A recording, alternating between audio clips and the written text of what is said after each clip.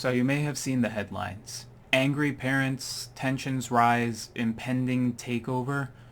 What is happening to Houston Independent School District? The best way to explain this is to start with what we want to happen, which is getting rid of inequality. Right now, some schools in the district are awesome, other schools are struggling, and at least on paper, almost everyone agrees that our ultimate goal is for all the schools in the district to be great. But how do we get there?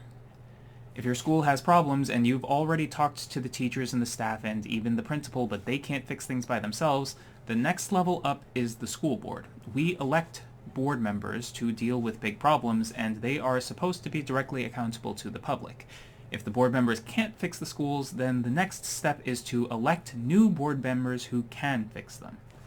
But that's not what's happening in the district right now. Over spring break, the state education agency decided to break that process. Their plan is to override local Houstonian votes for board members and put in a new, unelected board of managers, which they are going to handpick themselves and allow to make changes to the district.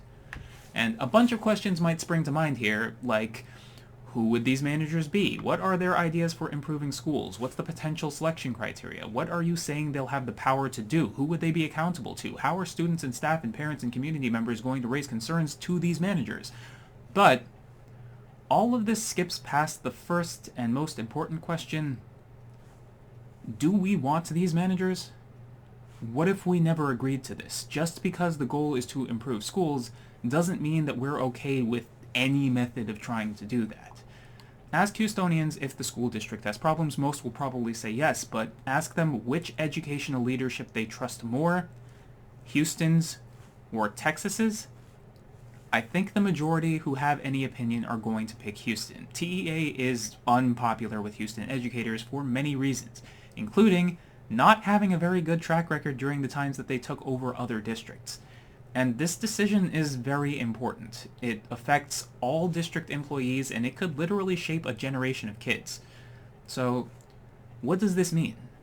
If Texas says they're just taking over Houston schools without our local approval, literally overriding our vote, do they think that we just have to give them a chance to mess the district up more and we'll just hope for the best?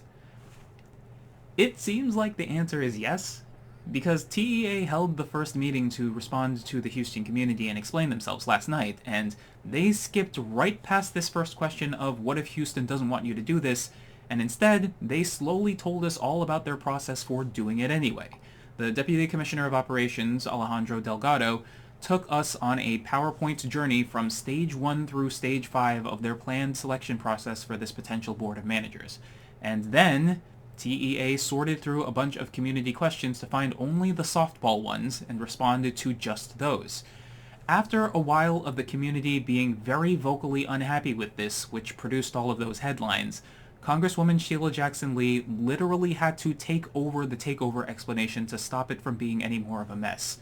She did what Delgado didn't. She acknowledged, I know that a bunch of you don't want TEA to do this. I can name some of the reasons you don't want TEA to do this, and they're good reasons which are not getting addressed right now.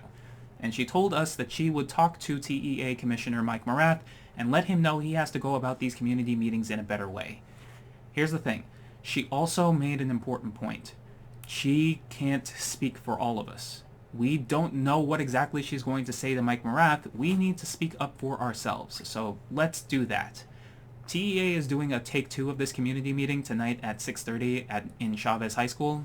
So how can it be better? Speaking personally, I think that, first of all, TEA has a point. It is possible for board members to manipulate a democratic process. TEA's arguments for why they're taking over is, yes, you voted for your board members, but just because you voted for them doesn't mean you need to put up with them if they're failing. And I agree, that's true. However, there's a second part to this inherent argument. Part 1 is your local government failed you, sure, but Part 2 says, and the state will do a better job of getting you to what you want. TEA, you are asking Houston to trust you. If you can't read the room well enough to get through one community meeting in Houston, you're obviously not going to be able to choose adequate leadership for that community, much less for the entire district. So, either ask us how we want your help and let us vote on it, or go away and let us fix the board ourselves. If you think the board is ineffective, then keep things the same or surrender control completely should not be the only two options. And if that's all you can come up with, then the onus is on you to prove that the takeover is what the community actually wants instead of what we already have.